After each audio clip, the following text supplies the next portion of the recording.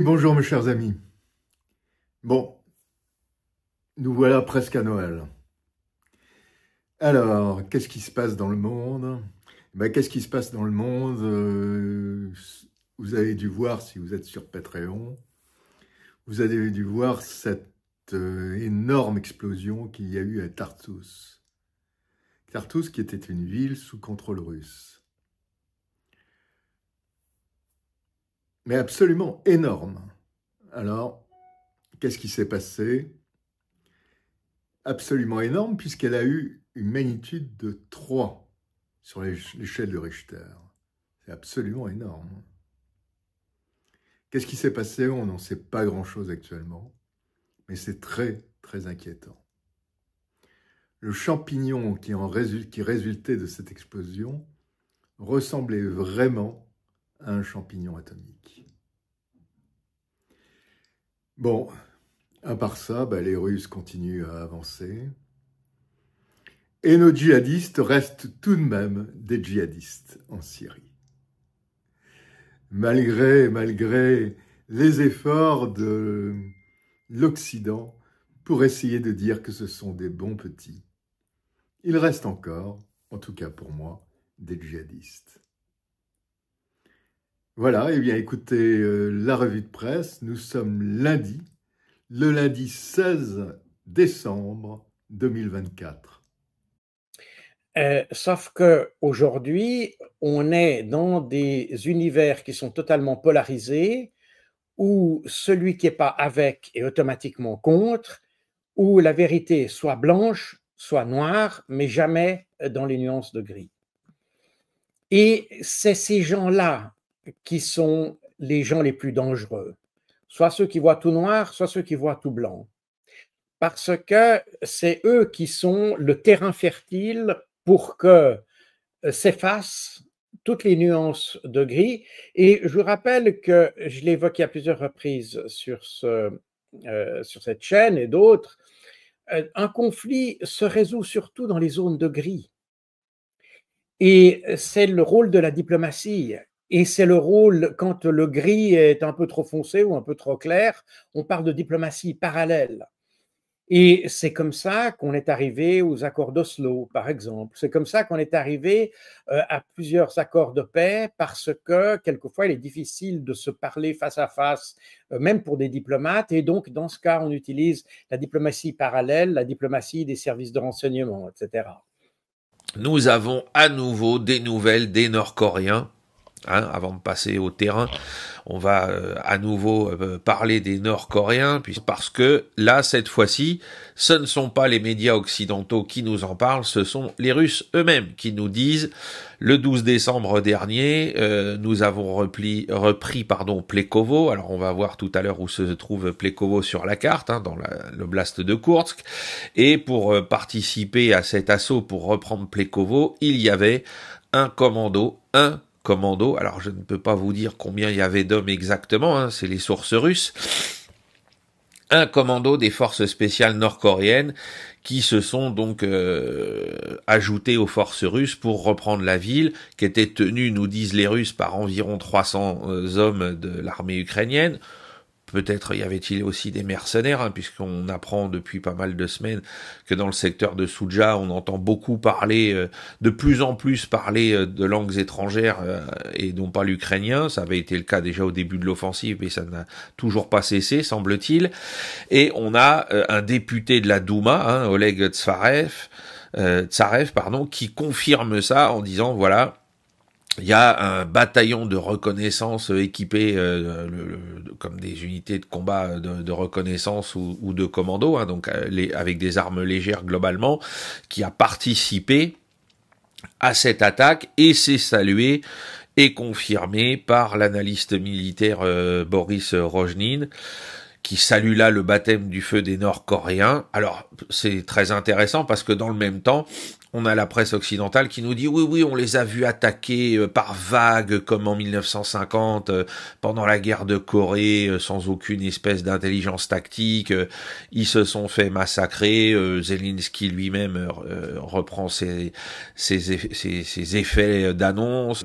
tant qu'on n'a pas vu d'image, parce que du côté ukrainien, les médias qui nous disent qu'il y a eu donc une participation coréenne nous racontent encore des bobards concernant les preuves visuelles. Hein. On voit bien que c'est des images qui sont beaucoup trop pixelisées, pardon, pour qu'on puisse reconnaître qui que ce soit.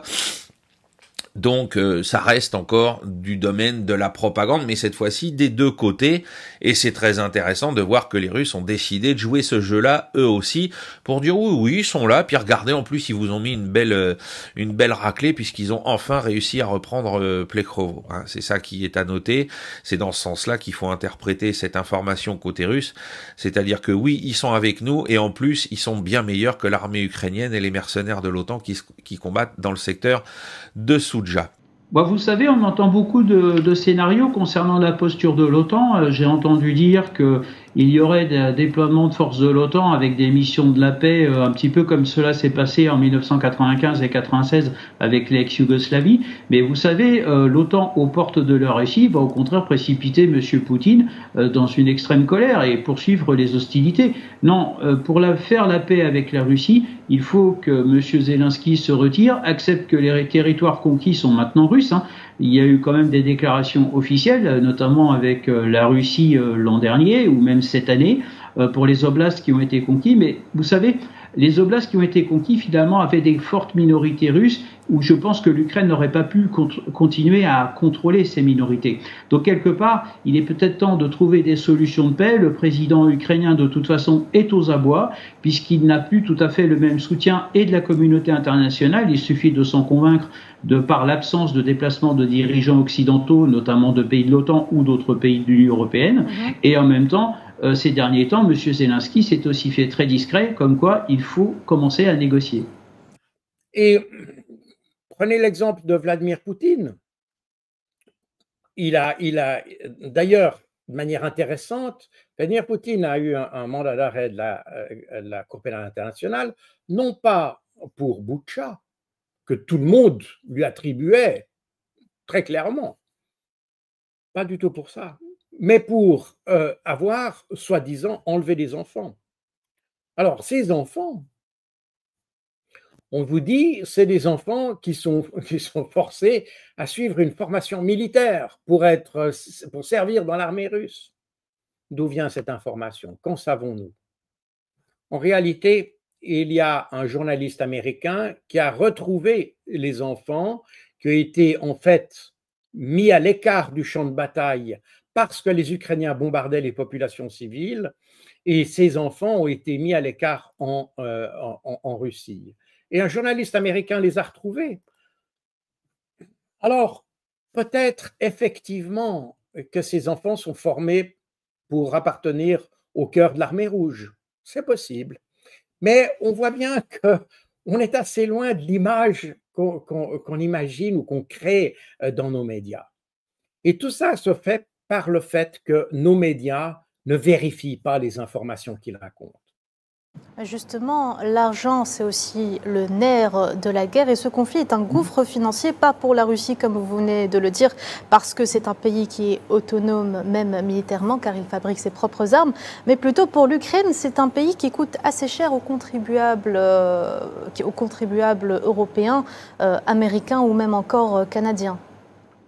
Je dirais plutôt européen, parce que si vous voulez, les Américains ont des intérêts en Ukraine, notamment, alors je précise, en l'administration de M. Biden, je pense qu'à l'arrivée au pouvoir de Donald Trump, la posture sera complètement différente, à tel point que le président élu, M. Trump, s'est exprimé à Paris sur le sujet en demandant un cessez-le-feu immédiat. Preuve en est que pour l'instant, l'Ukraine était sous perfusion américaine en termes de financement, puisque vous l'avez souligné, c'est une guerre qui coûte relativement cher, mais n'oublions pas que derrière, vous avez aussi les enjeux de la reconstruction, ou pour lequel tant Européens qu'Américains ou d'autres nations souhaiteraient aussi se positionner.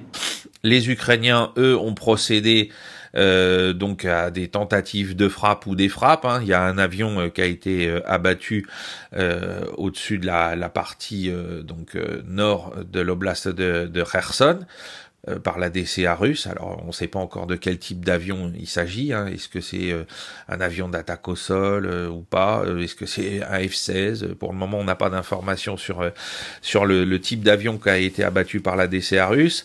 De l'autre côté, les Ukrainiens, avec leurs commandos, ont mené plusieurs actes de sabotage. Et ils ont notamment attaqué un dépôt de pétrole dans la banlieue d'Orel, hein, donc là c'est sur le territoire historique de la Russie, et puis surtout de manière très spectaculaire, et ça fait plusieurs fois qu'on vous en parle, il y a eu à nouveau des attaques sur Grozny en Tchétchénie, et là c'était encore une base alors des forces tchétchènes, hein, de la Roxvardia, de la garde nationale, et on a utilisé un Cessna qui avait été transformé en drone. Hein. Et rappelez-vous cet exemple, par exemple, des viols comme stratégie militaire de la Suisse, de la Suisse, pas encore, mais de la Russie. Et c'était un reportage de Maureen Mercier de la radio-télévision suisse. Et cette accusation qui est venue en avril 2022 et qui avait pour objectif, d'ailleurs, de pousser, parce que toutes ces informations, ces fausses informations, elles ne viennent pas simplement comme ça. Madame Mercier a simplement repris l'information qui lui a été donnée par le gouvernement ukrainien. Ce n'est pas de l'information qu'elle a cherchée elle-même. Et je vais vous le démontrer d'ailleurs.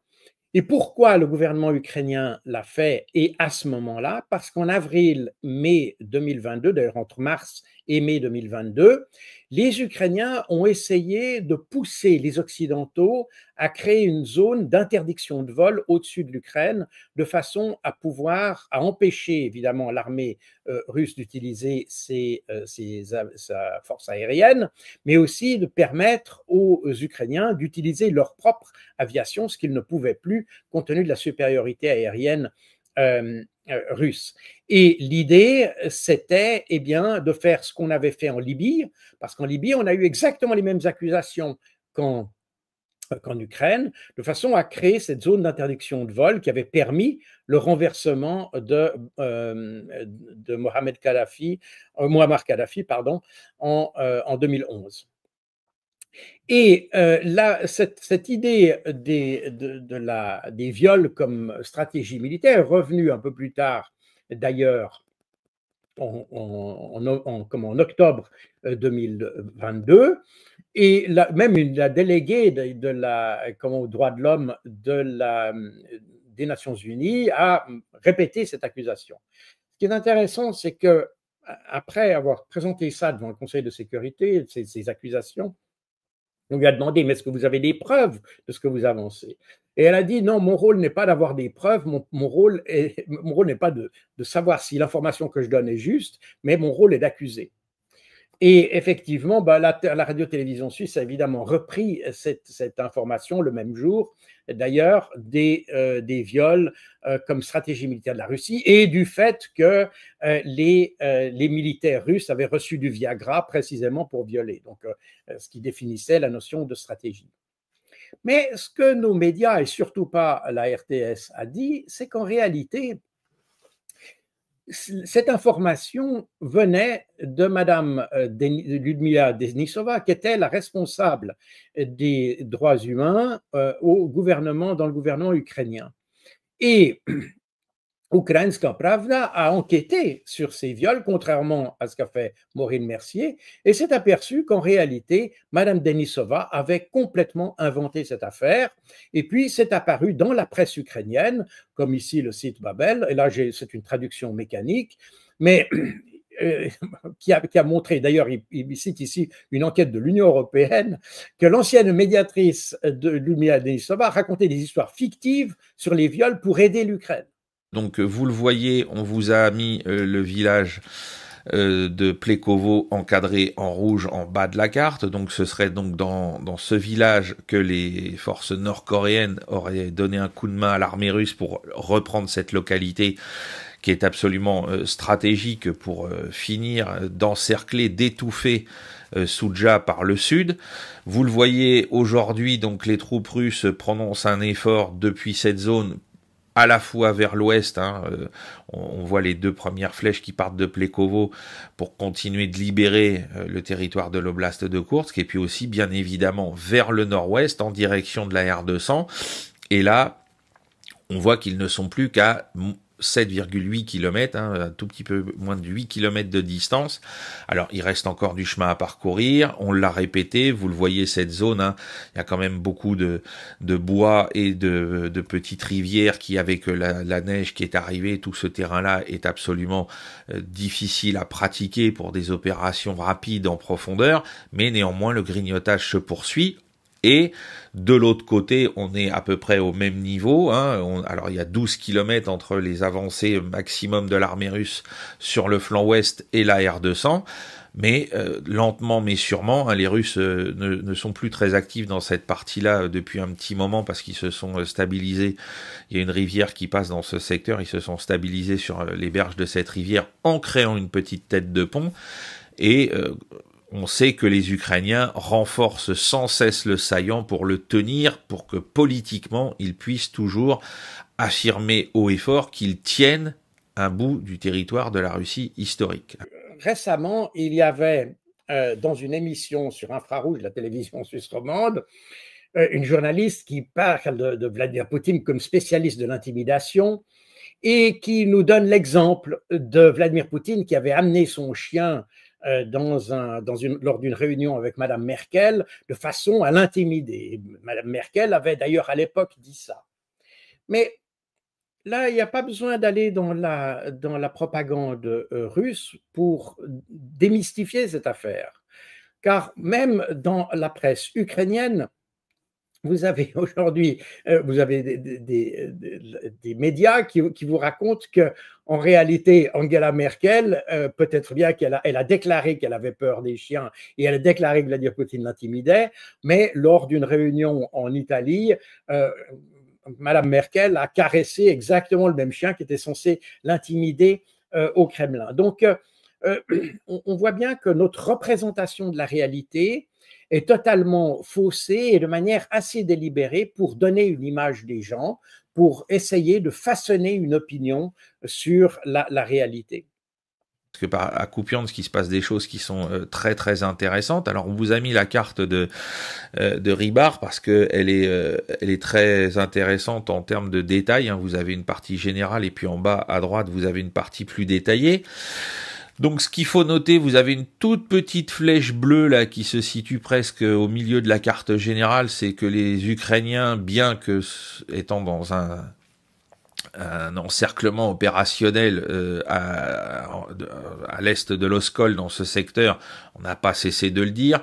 Kupiansk n'est pas aux mains des Russes, mais la route qui va de Kupiansk vers l'est de l'Oskol est sous les feux permanents de l'artillerie russe, de l'aviation russe et des mortiers russes, parce que il y a à peine, je crois, c'est 2,5 km entre les avant-postes russes et la route. Donc vous imaginez bien que la route, elle est arrosée en permanence, et je ne parle même pas de l'activité des drones. Donc tout ce qui passe sur cette route en termes d'approvisionnement, de renfort, d'évacuation des blessés est ciblé systématiquement, ce qui fait qu'on considère d'un point de vue militaire que les troupes qui sont à l'est de l'Oskol dans cette zone sont dans un encerclement opérationnel. Et malgré tout, les Ukrainiens ont lancé une petite contre-attaque donc vers la mâchoire sud de l'encerclement russe. Mais dans le même temps, les Russes, eux, ont reprononcé un effort au nord-est de Kupiansk, vous voyez les deux flèches rouges, pour tenter donc de se rapprocher physiquement de la route et de la contrôler définitivement pour interdire la circulation vers la rive orientale ou depuis la rive orientale. Donc ça, c'est le premier point qui est très important. Et le second point, donc c'est ce qu'on voit au nord de Kupiansk, Dvorishna, où vous avez donc une espèce de cercle bleu qui est posé sur la carte, où on aurait des forces russes qui auraient été aéroportées ou héliportées. On ne sait pas encore très bien de quoi il s'agit. L'information n'est pas encore assez claire et assez nette. Elle a fait son apparition sur le réseau Telegram hier, mais on nous dit, voilà, il y aurait des troupes qui seraient arrivées là, soit en étant parachutées, alors j'ai du mal à y croire, mais je pense plutôt qu'auraient été héliportées donc à l'ouest de l'Oskol, pour agrandir la tête de pont que les Russes ont installée, ça fait maintenant 15 jours, c'est depuis la fin du mois de novembre, où on vous en a déjà parlé dans les bulletins. Les Russes ont débarqué des troupes à l'ouest de l'Oskol. Alors vous voyez sur la petite carte, hein, on les voit, ils sont donc dans un secteur qui se trouve au sud de Dvorichna. Alors c'est pas une grosse tête de pont, mais ça peut leur permettre. Alors pour moi c'est pas une grosse tête de pont pour deux raisons. D'abord le territoire qui est occupé est très petit, et puis aussi parce que la zone est dans le même état que le reste de l'Oskol au sud de Kupiansk pour les Ukrainiens, c'est-à-dire qu'on est avec un terrain qui est marécageux, avec plusieurs, on va dire, épaisseurs de part et d'autre de la rivière, de forêts, de marécages, etc. Qu'en ce moment, avec donc la saison de la neige, tout ça est fortement impraticable par des véhicules lourds, et qu'on a fait donc traverser de l'infanterie légère, mais que des moyens, même des BMP, alors je l'ai déjà dit, oui les BMP sont amphibies, mais même en terrain marécageux pour les déployer, c'est prendre le risque qu'avant même qu'ils soient dans l'eau, ils s'embourbent. Faut prendre ça en considération. Donc, pour moi, cette tête de pont, je le répète, elle est là pour attirer des défenseurs loin de Kupiansk, enfin loin, à distance de Kupiansk, pour mieux frapper Kupiansk ensuite, parce que si les Ukrainiens laissent cette tête de pont se former et s'agrandir, eh bien là les Russes, on peut s'en assurer, amèneront des moyens lourds du génie pour déployer des ponts pour les véhicules lourds, et en profiteront pour pouvoir prendre à revers les défenseurs de Kupiansk depuis le nord. Et je vous cite ici un exemple. C'est une déclaration qui m'a été faite par un journaliste français d'un grand quotidien qui m'a dit textuellement: la politique de la rédaction, de notre rédaction, est de ne pas dire la vérité sur le conflit entre guillemets ukrainien, car cela signifierait que l'on soutient Poutine. Donc voilà, ça veut dire qu'on sait qu'on raconte des choses fausses. Et d'ailleurs, l'histoire récente montre que tout ce qu'ont raconté nos médias était faux sur le conflit ukrainien. Et l'idée, c'est évidemment de créer une image qui soit propice à un développement du conflit, alors qu'on aurait pu résoudre le conflit, je le rappelle, en amont, par une action diplomatique. Mais même à l'époque, l'action diplomatique a été empêchée par précisément une information qui était déformée et puis qui donnait une image telle qu'il était pratiquement impossible d'utiliser l'action diplomatique parce que la volonté des Russes était telle, ou ils avaient fait tellement d'efforts pour créer une situation que finalement même la diplomatie n'y pouvait plus rien. C'est en fait cette situation qui a conduit à l'escalade de 2021 qui a culminé en février 2022. Les habitants de Pokrovsk, dans la région ukrainienne de Donetsk, ont commencé à évacuer alors que les forces russes progressent vers cette ville stratégique.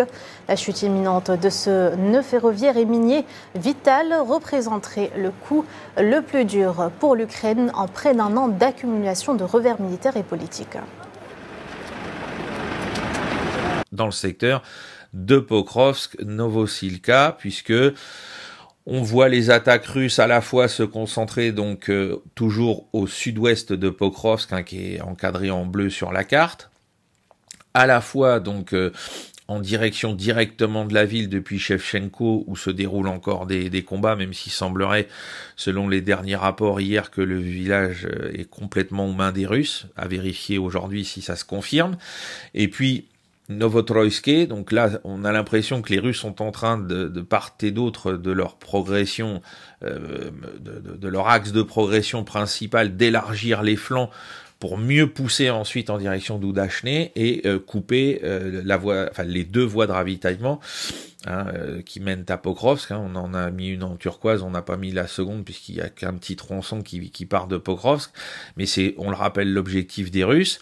Donc les combats sont toujours très acharnés dans ce secteur. Les Ukrainiens auraient engagé des réserves qu'ils auraient prélevées, alors peut-être ce sont les reliquats de la brigade Anne de Kiev ou d'autres unités prélevées ailleurs sur le front qui sont en train d'opérer là.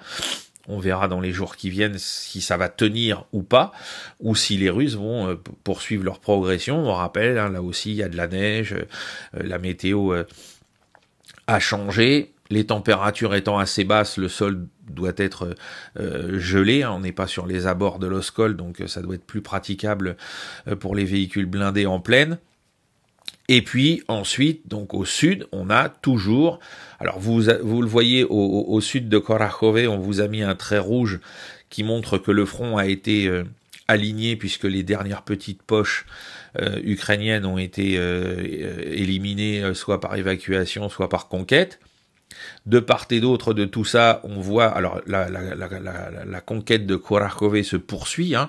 Le centre-ville a été conquis hier, on en a vu des images avec des soldats russes qui étaient filmés par un drone en train d'hisser le drapeau russe, et on a toujours donc des attaques depuis c'est Berezki, et puis aussi au sud depuis Soukiyali, pour encercler toute la zone, hein, où vous avez le petit cercle pointillé bleu clair, en s'emparant vraisemblablement de Dachne, de telle sorte à ce que, là encore, les défenseurs qui sont dans la partie occidentale de Kurakhove soient obligés d'évacuer, et puis idem pour ceux qui se trouvent au sud de la route qui va de Constantinople à Kurakhove. Oui, vous savez, une guerre avec 0 mort n'existe pas, d'autant que les conditions de combat en Ukraine sont relativement rustiques, puisqu'on a vu réapparaître une technique de 14-18 avec les tranchées. Mais si vous voulez, l'Ukraine perd du terrain. Pourquoi ? Parce qu'il y a aussi peut-être une forme d'épuisement des soldats ukrainiens. Et je rappelle que l'armée de M. Zelensky n'arrive pas à recruter, alors que côté russe, les effectifs sont intacts et même renforcés avec la présence de soldats venant de Corée du Nord.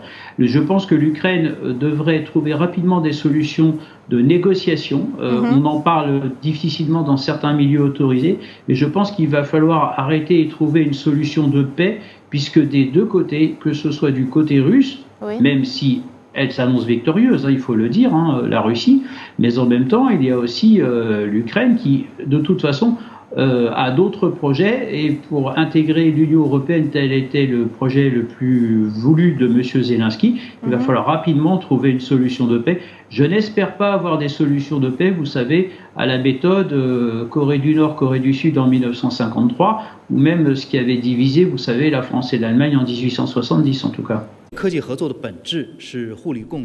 La coopération scientifique et technologique entre la Chine et les États-Unis est fondamentalement mutuellement bénéfique et de nature gagnant-gagnant. La modification et l'extension de l'accord constituent une étape importante dans la mise en œuvre du consensus atteint lors de la réunion entre les dirigeants des deux pays. Elles servent les intérêts des deux peuples et répondent aux attentes de la communauté internationale. Elles permettront non seulement de faire progresser les progrès scientifiques et le développement socio-économique dans les deux pays, mais aussi de renforcer les efforts conjoints visant à relever les défis mondiaux et à promouvoir le bien-être des populations dans le monde entier. Un pétrolier russe transportant des milliers de tonnes de produits pétroliers s'est brisé en deux ce dimanche en raison d'une forte tempête. Bilan, un mort et une marée noire déversée dans le détroit de Kertch. Un autre tanker russe était également en détresse après avoir subi des dommages. Bachar el-Assad a menti, effectivement, menti peut-être par omission, mais samedi soir, son entourage a perdu contact avec lui aux alentours de 22h30, entourage professionnel. Ça correspondait au moment où Bachar el-Assad a pris un hélicoptère à l'aéroport de Damas pour aller sur la base russe de Khmeimim et ensuite partir vers la Russie. À partir de là, de 23h, minuit, si vous voulez, l'entourage professionnel a commencé de s'inquiéter, voyant qu'il n'y avait plus de réponse sur son portable. Et donc, ça a été le début du sauve-qui-peut, sauf qu'à 2h du matin, la frontière libanaise était fermée, et donc certains sont allés très très vite pour essayer de fuir au Liban. D'autres de la famille, notamment de Bachar el-Assad, ont appris son départ quelques heures après. Je pense que la seule personne peut-être qui a été mise dans la confidence, probablement, c'est Maher, son frère, contrairement à ce qu'on pouvait croire au début. Mais Bachar ne l'a pas pris avec lui. Il faut dire que les relations étaient tendues et donc Bachar ne l'a pas pris. Il est parti vraiment seul. Il est parti seul rejoindre sa femme Asma qui était à Moscou depuis déjà 1 mois parce qu'elle se fait soigner d'un cancer, d'un deuxième cancer. Et il y avait aussi également leurs enfants, notamment leur fils aîné Hafez, du nom du grand-père, qui avait soutenu un doctorat. Mais ce qu'il faut comprendre, c'est que justement, la fuite en solitaire de Bachar avait été négocié par lui-même et les Russes quelques jours auparavant lorsqu'il était allé à Moscou au moment de la chute d'Alep. Et c'est à ce moment-là que les Russes à la fois lui ont donné des garanties de sécurité pour son départ et lui ont dit aussi: c'est trop tard, on ne peut plus rien faire pour toi parce que nous avons l'Ukraine, parce que tu n'as pas voulu t'engager dans les négociations avec la Turquie et que par conséquent, aujourd'hui, on ne va pas, alors qu'on critique Benyamin Netanyahou qui, à Gaza, bombarde les civils, nous n'allons pas nous joindre de nouveau à un combat contre des civils. Et donc, voilà, il faut... Mais quand vous dites négocier, avec la Turquie ou aussi avec les islamistes, une partie des rebelles? Non, la Russie a donné des garanties à Bachar al-Assad qu'elle le récupérerait, mais Bachar al-Assad a demandé à ce moment-là une intervention plus importante de la Russie. Et vous avez bien vu, au début, Alep, ensuite Hama et Homs, la Russie est intervenue à minima, parce que pour les raisons que je viens de vous dire, c'était trop tard. Et donc Bachar el-Assad est rentré à Damas, c'était je crois jeudi, donc 3 jours avant, et effectivement là, au lieu de dire à son entourage, à la fois professionnel, son directeur de cabinet Mansour Azam et d'autres, sa conseillère de presse Bousseina Chaban, son frère, etc., en fait, il n'a rien dit. Et il a dit, quelques heures avant, le samedi soir, moi j'appelais à Damas, on nous avait dit, il y aura une intervention du président à 20h, etc. Il avait dit à sa conseillère de presse, préparez un texte pour que je parle, et en fait, il n'a pas parlé. Donc, il a trompé tout le monde, et aujourd'hui, effectivement, d'après les personnes qu'on peut joindre dans son entourage familial ou essentiellement familial, ils sont assez remontés contre Bachar el-Assad, parce qu'il les a abandonnés. Qu'il les a complètement abandonnés. En termes de situation intérieure en Israël, hein, la situation dégénère de plus en plus, hein, puisque vous avez d'un côté, on n'en avait pas parlé la dernière fois, mais il y a le procès en corruption de Netanyahou qui a recommencé. On découvre que Netanyahou fait très exactement ce que disait Idriss Aberkan la dernière fois, c'est-à-dire que il a convaincu les Israéliens qu'il était leur protecteur, et là, il convainc son auditoire et ses supporters, ses soutiens, que en fait, les accusations de corruption qui pèsent sur lui, c'est contre eux qu'elles pèsent. Non, le procureur israélien qui l'a amené devant le tribunal, il a rien contre les électeurs et même les membres du Likoud. Il en veut à Netanyahou et à Netanyahou seul. Mais lui, par le grand tour de passe-passe de communication un des grands tours de passe-passe de communication dont il est coutumier et qu'il est très habile à faire, eh bien, il a réussi à convaincre la majorité des gens qui le soutiennent au sein du peuple israélien que le juge leur en veut à eux. Non, pas du tout. Dans la bande de Gaza, donc au nord, on a toujours des frappes qui ont été constatées sur Jabalia et Gaza. On a toujours des frappes sur la partie centrale du côté de Nuseirat, dans le sud sur Rafah et les environs de Khan Younis, donc avec toujours le cortège habituel de destruction, bien évidemment, de tout ce qui resterait encore debout au niveau des bâtiments, et puis de morts et de blessés parmi une population civile qui est, vous vous en doutez bien, à bout de force. Et puis au nord, donc on a toujours des frappes isolées, mais périodiques, sur le territoire libanais. Et malgré donc tout ce qui avait été signé, il y a 3 semaines, ça continue, hein, sans cesse. On n'a pas vu de réplique de la part du Hezbollah. Voilà, vous avez la petite bande de territoire du Liban qui est évacuée des populations, hein, en rouge là sur la carte. Hein, vous voyez que cette zone, tous les habitants, puisque c'est là où ont pénétré une partie des unités de Tsahal, toute cette zone-là, il n'y a plus un seul Libanais dedans. Hein, ou alors c'est des combattants du Hezbollah qui sont très bien cachés, mais il n'y a plus un seul civil libanais dans cette zone, ce qui permet à l'armée israélienne, avec les unités du génie, de poursuivre la destruction de tout bâtiment qui pourrait un jour ou l'autre resservir au Hezbollah pour abriter des hommes ou du matériel. Et nos médias ont tendance à façonner la réalité de façon à faciliter l'action militaire, l'action même violente. Et c'est ces exemples que je voudrais, sur lesquels je voudrais revenir avec vous aujourd'hui. Et quand on parle de Bachar el-Assad, la première chose qui vient, c'est dire c'est un assassin, c'est Hitler, etc. Mais maintenant, réfléchissez bien. Quels sont les éléments concrets, réels, vérifiés que vous avez pour dire que c'est Hitler? Qu'il y ait eu des crimes de guerre commis en Syrie, et des crimes tout court, et des crimes contre l'humanité, c'est indéniable. Il y en a eu.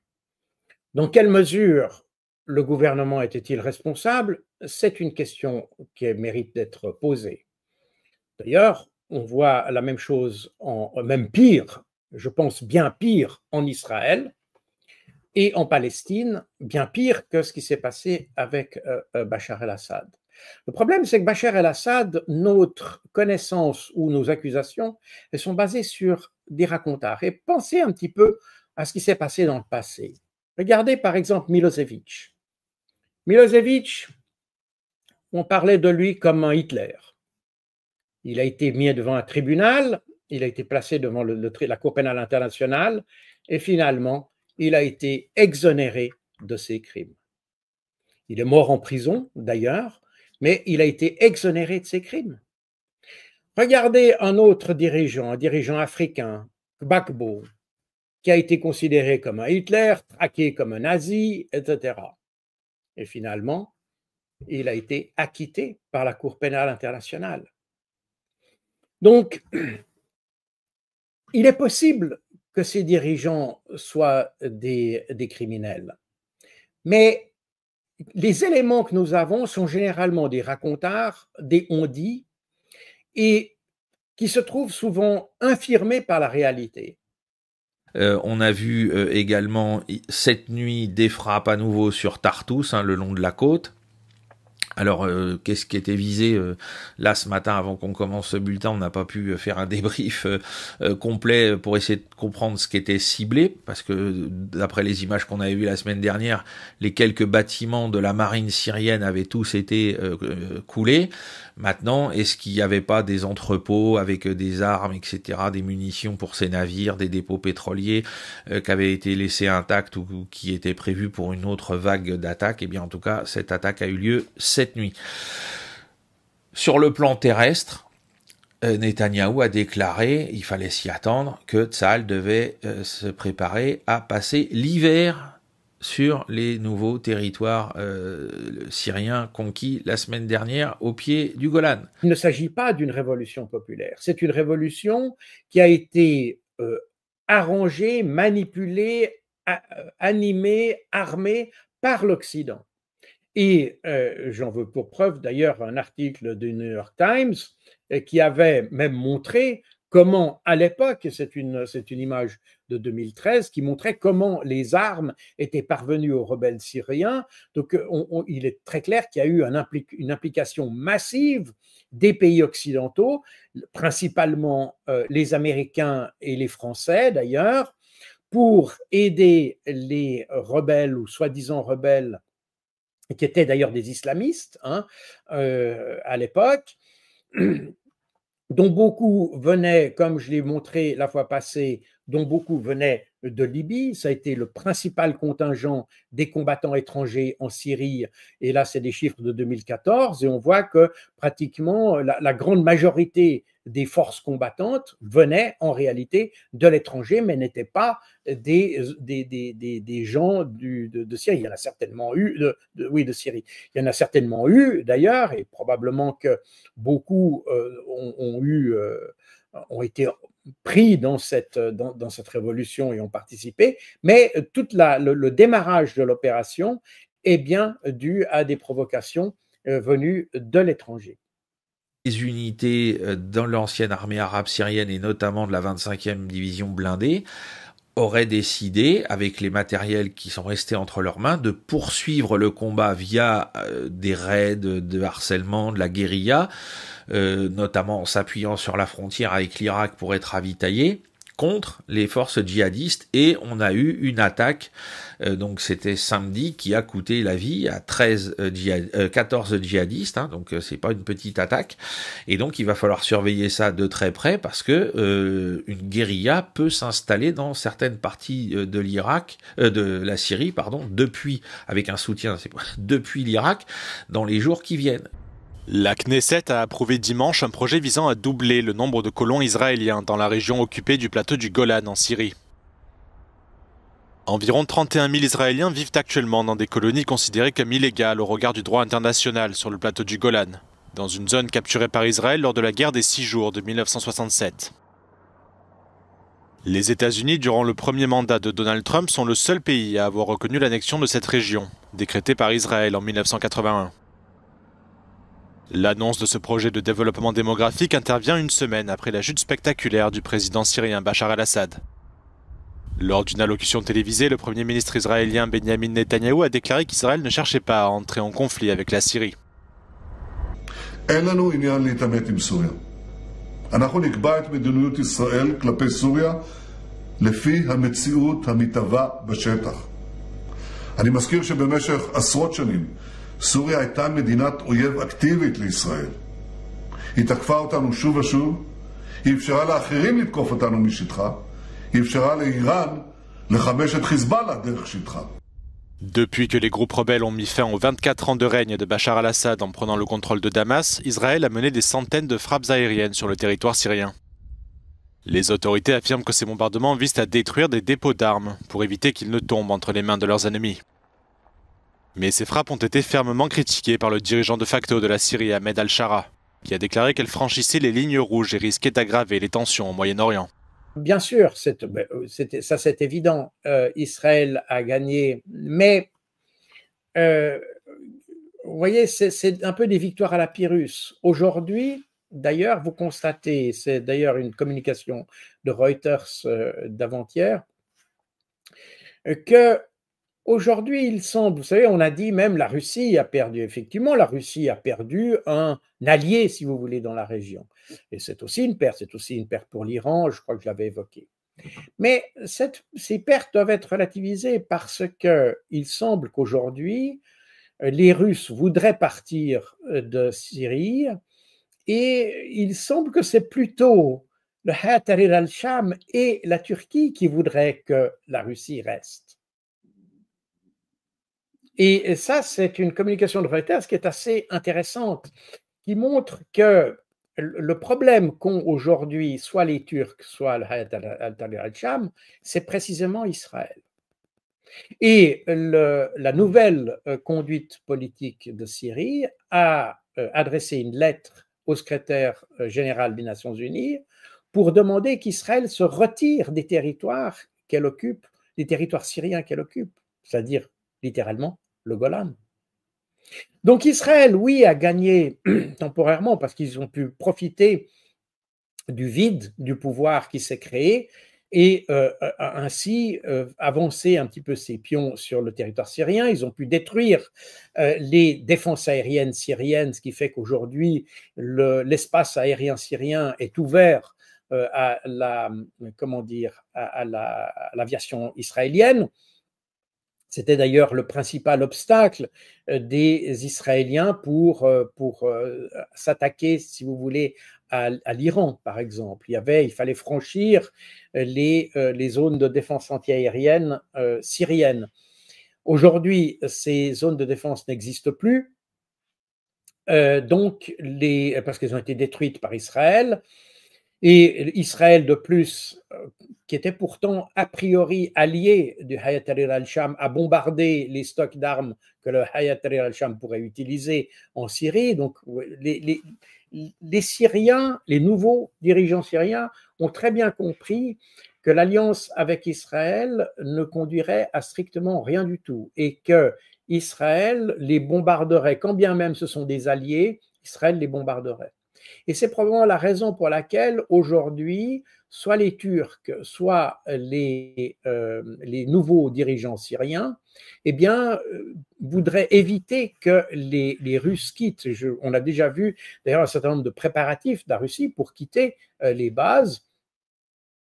même s'il n'y a pas de, de délai et de feuille de route, si on peut dire ça comme ça, qui a été émise par les Russes, mais on sentait bien, parce que par exemple les systèmes S-400 qui protégeaient les bases ont été apparemment retirés. Les troupes russes sont toujours sur la base aérienne de Khmeimim, ils sont toujours dans le port de Tartous, on n'a pas vu... alors on a vu qu'il y avait certains éléments qui avaient été évacués, notamment les systèmes anti-aériens S-300, parce que c'est vrai qu'on ne voit pas très bien pourquoi ils vont garder autant ou pourquoi ils vont tous les garder là, mais pour le moment, les bases russes sont toujours en Syrie, personne ne les a attaquées, personne ne les a menacées, et personne n'a dit demain les Russes doivent partir. La course contre la montre pour sauver les habitants se poursuit à Mayotte après le passage meurtrier du cyclone Chido sur l'archipel. Le bilan final pourrait atteindre quelques milliers de morts selon le préfet de l'île, François-Xavier Bioville. Il a expliqué que le bilan final sera très difficile à établir car la tradition musulmane, religion très majoritaire à Mayotte, veut que les défunts soient enterrés dans les 24 heures. Le bilan provisoire qui s'appuie sur les données hospitalières n'est donc pas significatif. Il recense dimanche soir au moins 14 morts et près de 250 blessés. Chido a frappé cette île de plus de 300 000 habitants avec des vents de plus de 220 km/h selon les services météorologiques français. Les toits des maisons ont été arrachés, les arbres déracinés, des quartiers entiers de cabanes et de huttes métalliques ont été rasés. L'eau et la nourriture manquent, l'électricité a été coupée. Il s'agit du cyclone le plus violent frappant le département depuis près d'un siècle. Le cyclone a maintenant touché terre sur la côte est de l'Afrique, s'abattant sur le nord du Mozambique. L'UNICEF a déclaré que la province de Cabo Delgado, où vivent environ 2 millions de personnes, avait été durement touchée. L'agence s'inquiète à présent de l'accès aux soins de santé et de la propagation de maladies d'origine hydrique comme le choléra et le paludisme. Bonjour Dimitri, bonjour à tous. Vous revenez ce matin, Vincent, sur le passage du cyclone Chido à Mayotte. Oui, à Mayotte, depuis 50 ans, l'État a fait n'importe quoi et pour tout dire, pas grand-chose. Désormais, ça se voit. Alors, quand le malheur sonne à la porte, eh bien, l'État fait de la com. Par exemple, le préfet dit qu'il y a des dizaines ou des centaines ou peut-être des milliers de morts et on ne le saura jamais. Le ministère dit que 4 avions militaires ont été ou vont être envoyés depuis la Réunion. On parle de pont aérien et personne ne rit. 4 avions pour 300 ou 400 000 habitants, ça non plus on ne le sait jamais, c'est une évaluation à la louche. Au vu de la consommation de riz, le dernier chiffre de l'INSEE étant vieux de 7 ans, alors que les Kwassa accostent tous les matins. Alors en plus du pont aérien, Vincent, les autorités envoient un bâtiment de soutien et d'assistance outre-mer, c'est un bateau, donc le Champlain. La Réunion est à 1700 km, le Champlain fait du 12 nœuds, soit 22 km à l'heure. Je vous laisse calculer combien de temps mettront les rations de combat et les bâches pour arriver au sinistré. C'est une règle de 3. Comme on ne l'enseigne guère à Mayotte, puisqu'il n'y a que 8000 places dans les écoles, alors que la moitié de la population a moins de 18 ans. Les gamins abandonnés à eux-mêmes ne la découvrent pas toute seule, cette règle de 3, pendant qu'ils caillassent les bus scolaires, ce qu'ils font d'ailleurs tous les jours, les gangs d'enfants qui coupent les routes et l'autre curiosité de Mayotte avec les languilang, la fleur des parfumeurs. Peut-être que le Champlain aura le renfort du Marion Dufresne, nous dit-on, le navire de ravitaillement des terres australes, et ce serait bien, nous précisent les autorités, parce qu'il peut embarquer un hélico. Et c'est utile un hélico quand les routes sont impraticables et les communications difficiles. Ça fait 24 heures que l'on visionne les images aériennes de Mayotte qui fait naufrage, avec les bidonvilles éparpillés comme une ville en balsa saccagée par un furieux, mais on nous répète que le Marion Dufresne va arriver un jour, peut-être, et il y aura de quoi faire du repérage. Il pourra filmer les misérables qui ont tout perdu, et ça le changera des otaries et des manchots sur leur banquise, mais ça ne changera rien à la réalité, elle nous crève les yeux. Mayotte a fait, la France a fait de cette colonie Mayotte un département, mais elle peine à le développer. Oui, les 3/4 des Mahorais vivent au-dessous du seuil de pauvreté. C'est l'équivalent de la Corrèze, avec autant d'incurie, de népotisme, d'inégalité qu'au Zambèze. C'est 25 fois plus petit que la Corse, mais ça semble Bangladesh. La preuve, c'est que les toits en tôle s'envolent quand il y a un ouragan.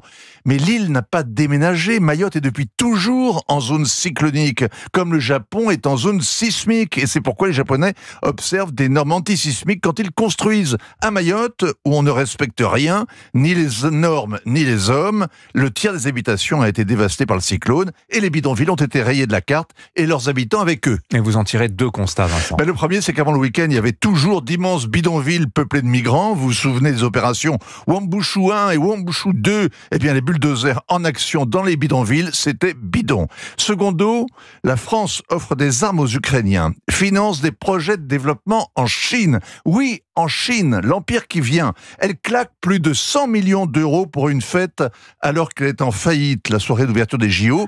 Mais toute cette frime ne peut cacher la réalité. Mayotte devrait être le paradis sur Terre, avec son lagon, ses parfums, son climat. Eh bien, c'est un cloaque. En Roumanie, on a vu 2 nouvelles arrestations de proches ou de militants, alors pas forcément du parti de Georgescu, hein, le candidat qui avait eu la majorité des suffrages au premier tour de la présidentielle annulée, mais des gens qui sont dans la mouvance de son parti ou de ses alliés, qui sont ni plus ni moins arrêtés et mis à l'ombre. Voilà la démocratie dans un pays de l'Union européenne aujourd'hui, à la fin de l'année 2024. On met en prison les représentants, les militants d'un parti qui a gagné le premier tour des élections présidentielles, qu'on a quand même fini par annuler parce qu'on avait bien compris que au second tour, il serait probablement élu avec peut-être une courte majorité, mais une majorité quand même. Voilà où nous en sommes. Le Premier ministre irlandais Simon Harris a qualifié de profondément regrettable la décision d'Israël de fermer son ambassade à Dublin. Mais il a également déclaré que son gouvernement ne changerait pas de position sur la manière dont la guerre à Gaza est menée. Israël a annoncé dimanche la fermeture de sa mission dans la capitale irlandaise en raison de ce que les autorités ont qualifié de politique anti-israélienne extrême. Misrepresent Ireland's position. Ireland is not anti-Israeli, but Ireland is absolutely anti the starvation of children, is absolutely anti-killing of civilians, and is absolutely pro-peace, pro-international law, and pro-human. Depuis le début de la guerre à Gaza en octobre 2024, les relations entre les deux pays se sont détériorées. Israël avait rappelé son ambassadeur à Dublin après que l'Irlande, aux côtés de la Norvège, de l'Espagne et de la Slovénie, ait annoncé qu'elle reconnaîtrait un État palestinien. Pendant ce temps, les forces israéliennes continuent de frapper le nord de Gaza, largement isolé, alors que le nombre de morts palestiniens approche des 45 000. Dimanche, une frappe aérienne a touché une école dans la ville de Beit Hanoun et a tué au moins 15 personnes, selon l'hôpital situé à proximité où les victimes ont été transportées. Dans la ville de Gaza, au moins 17 personnes ont été tuées dans 3 frappes aériennes qui ont touché des maisons abritant des personnes déplacées. La Géorgie, où là, on a un nouveau président, hein, on passe d'une destitution à un nouveau président, le président Mikhail Kavelashvili, qui a été élu donc par une majorité écrasante par le Parlement, hein, par donc un collège de grands électeurs, puisqu'il est issu du parti Rêve géorgien, qui est majoritaire donc au Parlement de Géorgie, vous le savez, depuis les dernières législatives, et bien évidemment le petit caniche de l'OTAN et des États-Unis, Madame Salomé Zourabichvili, qui a le malheur pour nous d'être franco-géorgienne, refuse de reconnaître ce résultat, hein, qu'elle considère comme n'étant pas légitime, puisque le Parlement lui-même n'est pas légitime. C'est-à-dire que vu que le peuple géorgien a mal voté, eh bien ma bonne dame, toutes les décisions que le Parlement peut prendre aujourd'hui, à commencer par élire le nouveau président, eh bien ça ne lui convient pas, et donc elle ne cesse de répéter qu'elle restera au-delà de son mandat tant qu'il n'y aura pas de nouvelles élections législatives. Alors si j'ai bien noté, son mandat s'achève avec la fin de l'année civile, quasiment, hein, je crois que c'est le 29 décembre qu'elle doit quitter le pouvoir et faire cette passation de pouvoir avec le nouveau président élu.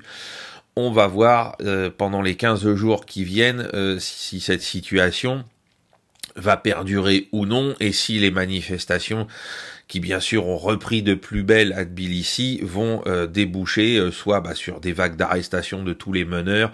On vous rappelle que parmi les arrestations qui ont déjà eu lieu, on a récupéré des gens qui bossent directement pour l'ambassade des États-Unis.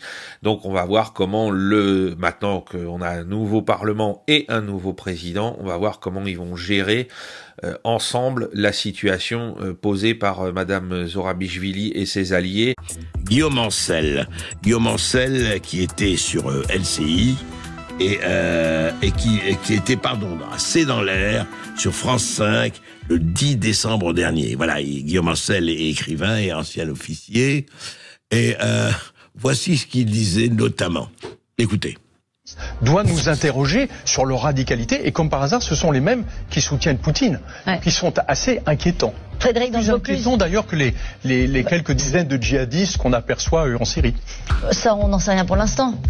Ah ben, le fait qu'eux soient inquiétants, Le Pen et Mélenchon... on les met pas sur le même plan quand même. Frédéric dans le Vaucluse. Voilà, oui, elle a été un tout petit peu dérangée, l'animatrice. Alors oui, il disait en fait Le Pen et Mélenchon sont plus inquiétants que les quelques djihadistes en Syrie. Évidemment, les quelques djihadistes en Syrie, ils sont très peu anciens Daesh, anciens d'Al-Nosra, anciens islamistes modérés, bien sûr, modérés. Et attention, pour Guillaume Ancel, Le Pen et Mélenchon, c'est une autre paire de manches. Hein. Ah ben, on sait très bien que Marine Le Pen égorge effectivement, quelques immigrés peut-être dans sa cave. C'est ça que vous voulez dire? Non, mais enfin... Et Mélenchon, je ne sais pas ce qu'il fait, mais enfin, c'est un peu la même chose. Non, il y a les djihadistes, mais écoutez, les quelques djihadistes, c'est pas grave. Et la Syrie s'est débarrassée de l'incontestable criminel Bachar el-Assad pour retrouver des gazelles, des hommes de paix, des humanistes, tous ces anciens radicaux de Daesh, d'Al-Qaïda et autres, et bien subitement, ils deviennent des interlocuteurs valables. C'est pas formidable d'avoir des interlocuteurs valables, c'est beau. Voilà, il s'appelle, ça s'appelle du plateau, du salivage, des conversations, des élucubrations de plateau. Mais après tout, les dégâts de sa politique, les dégâts de sa conduite, les dégâts causés par sa personne à la France et d'une manière générale aux Français font qu'il aura énormément de mal à assumer un tant soit peu sa charge. Ça veut dire quoi alors? Ça veut dire qu'il devrait démissionner? Ça veut dire malheureusement que la question de sa démission sera posée. Elle se pose d'ores et déjà, et je pense que c'est une mauvaise idée de la poser aujourd'hui, mais je pense qu'on arrive à un moment où le coût pour la France et le coût pour les Français fait que le président de la République, on ne lui demande pas d'être gaulliste, il ne l'est pas à l'évidence, mais on lui demande à tout le moins d'avoir un peu de dignité et de respect de la fonction. Parce que là, c'est la fonction, c'est les Français et c'est la France qui plonge. Voyons bien les choses en face. Il y a un effet de sidération de ce que nous vivons depuis maintenant plusieurs mois pour les Français. Il y a un effet aussi d'humiliation et de colère profonde. Nous voyons notre pays s'effacer de la carte internationale. On a des changements majeurs qui se produisent en Europe, en Ukraine, au Moyen-Orient. Et oui, nous sommes peut-être en bonne forme pour organiser une photo en marge de Notre-Dame, mais nous ne comptons pas. C'est dire à quel point le président de la République, à un moment donné, va être obligé d'assumer ses pertes. Parce que là, ce que vous dites carrément, c'est que vous prédisez, si je comprends bien, une démission d'Emmanuel Macron à l'été prochain. Je dis que le calendrier fait que l'échéance de juin devient maintenant vitale pour le président de la République. Elle devient vitale pour plusieurs raisons, partisanes et politiques au sens noble du terme. Au mois de juin, le président récupère la possibilité d'une censure du gouvernement, donc il retrouve en quelque sorte toutes ses prérogatives. Qui dit prérogatives dit aussi les devoirs si le pays est bloqué. Donc si François Bayrou tombe dans cette période où n'est arrivé à rien, s'est enlisé, à un moment donné, il est comptable, le président, de cet échec. D'autant plus qu'il a fait semblant, là encore, d'être responsable de la nomination de François Bayrou, même si François Bayrou s'est en partie autonomé au terme d'un bras de fer. Donc, dans cette équation, il assume la responsabilité de ce que fera ou ne fera pas, mais surtout de ce que ne fera pas François Bayrou. Deuxième élément de la date de juin, c'est que c'est à cette période que va avoir lieu le congrès du Parti socialiste. Et donc, plus le congrès du Parti socialiste sera derrière les socialistes, plus la présidentielle s'imposera aux socialistes. Et donc, le caractère très oppressant du jeu des alliances va refaire surface et le Parti socialiste sera obligé de rejoindre l'alliance avec la France insoumise et donc de revenir, je ne dirais pas à la niche parce qu'il faut être respectueux, mais en tout cas dans le sillon d'une nécessité électorale. Mais vous, président de la République aujourd'hui, vous démissionnerez. Vous auriez déjà présenté votre démission. Je pense que comme gaulliste, ça fait beaucoup de fautes de la part du président. Il est quand même le président de la République de la Ve République qui n'a jamais été capable de tirer une leçon de ses erreurs. Et qui a toujours pensé, comme au poker, qu'on pouvait se refaire. Il est comme ces joueurs intoxiqués qui croient qu'il peut tout regagner et même un peu plus. Je crois que la vérité, c'est de constater quand même les dégâts de la politique qui a été menée. Bien, en 2017, si les milieux économiques, les grands chefs d'industrie disent, voilà, aujourd'hui, la situation de la France, ça va plus du tout. Il y a une telle instabilité, il y a des nouvelles entreprises qui ferment, il y a du chômage qui arrive, etc. Si la situation économique s'aggravait, la pression serait tellement forte sur Emmanuel Macron, en tout cas des milieux économiques, qu'elle pourrait être plus efficace que la pression politique. Parce que la pression politique, Emmanuel Macron, il ne cédera jamais à Jean-Luc Mélenchon. Jamais. Ni à Marine Le Pen. Et donc, la seule possibilité, c'est une pression des milieux économiques qui considèrent que la situation de la France est trop grave et qu'il faut passer à autre chose. Des problèmes financiers et budgétaires de la France. Bien sûr. Pourquoi ? Eh bien, il y a des indices. Mauvais indices, là, baisse de la note de la France. C'est Moody's. C'est Moody's ? Oui, c'est Moody's. C'est Moody's qui a baissé la note de la France vendredi. Oui. Quelles conséquences ? Nous allons emprunter plus cher ? Alors oui. Alors à la surprise générale, d'abord, il faudra guetter l'ouverture de la Bourse de Paris ce matin, Jean-Jacques. L'ouverture de la Bourse de Paris qui ouvre à 9h. Pourquoi est-ce qu'il faut la surveiller ? Parce que normalement, à cette période, il y a ce que les boursiers appellent un rallye, le rallye de Noël. C'est-à-dire que normalement, les indices augmentent beaucoup. Les gérants de portefeuille refont, si vous voulez, leur portefeuille en fin d'année.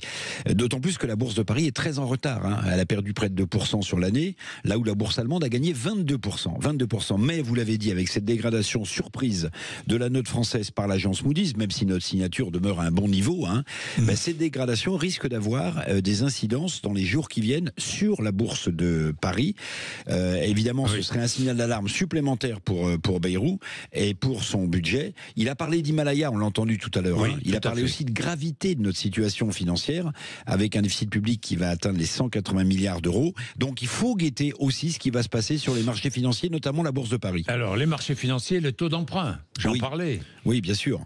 Alors le taux d'emprunt, vous avez raison, c'est aussi quelque chose d'important. Il n'y a pas eu de répit, parce que vendredi, juste après la nomination de François Bayrou, je regardais à Matignon, le taux de la France d'emprunt est repassé au-dessus des 3%. Au-dessus des 3%. Et ce qu'il faut regarder, c'est l'écart avec l'Allemagne. Et cet écart ne cesse de se creuser. Ça veut dire que l'Allemagne, qui est pourtant en grande difficulté économique, est plus crédible que nous sur les marchés financiers. Et quelles conséquences concrètes ça va avoir, Jean-Jacques, si ça se poursuit, cette envolée des taux français ? Ça va avoir une conséquence sur les taux du crédit immobilier. Le taux du crédit immobilier auquel on emprunte en France. Pourtant, la Banque Centrale Européenne a baissé c'est tôt. Vous avez raison. C'est peut-être la bonne nouvelle qui risque de rééquilibrer un peu ça, parce que Christine Lagarde, la présidente de la BCE, a de nouveau baissé les taux d'emprunt de la Banque Centrale Européenne. C'est un petit coup de pouce à la situation française. Ça peut redonner une bouffée d'oxygène, mais on le voit, on est sur le fil du rasoir. François Bayrou va devoir donc bâtir avec son futur gouvernement un budget 2025 qui rassure les marchés financiers. Les économies proposées vont donc être forcément conséquentes. Avec quelle majorité à l'Assemblée nationale? That is the question.